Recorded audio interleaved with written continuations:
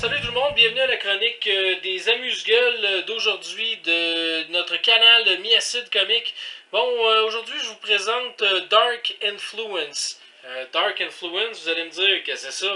Ben, c'est un beau petit Transformer ou jouet transformable pour pas utiliser le nom des Transformers là-dessus, qu'on peut trouver dans les magasins Dollarama ou Spécialité Dollar ou tout leur espèce d'hybride qu'on peut voir le long des routes.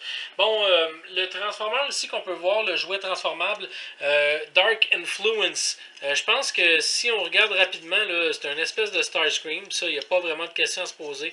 Le plastique est assez, ma foi, faible, donc il faut faire assez attention à la transformation. Je vous dirais que pour un jeune en bas âge, même si la transformation se fait très facilement, je vous dirais que c'est un jouet qui est quand même fragile, je vous dirais. Donc, faites attention à ce petit côté-là.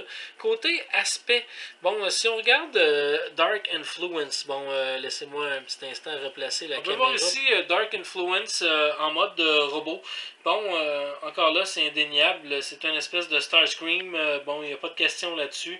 Ça ressemble aussi, côté aspect, je trouve, un peu à l'aspect qu'il avait donné au jouet McDonald's de Starscream, version animée. Quand même, on peut voir que c'est un design qui est quand même assez intéressant pour un jouet du type Dollarama.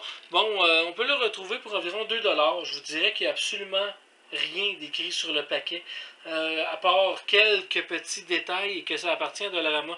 Donc c'est vraiment une copie, je vous dirais, faible de Starscream. C'est un petit jouet qui est quand même assez transportable par contre.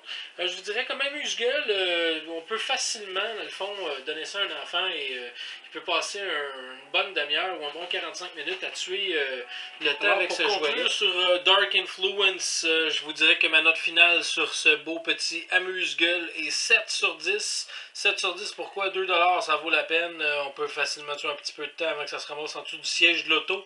Ou encore que la tête s'arrache et se ramasse dans le cendrier ou quoi que ce soit. Donc, merci d'avoir été là et je vous suggère de ne pas trop investir d'argent dans ces beaux petits jouets transformables au plastique un petit peu faible.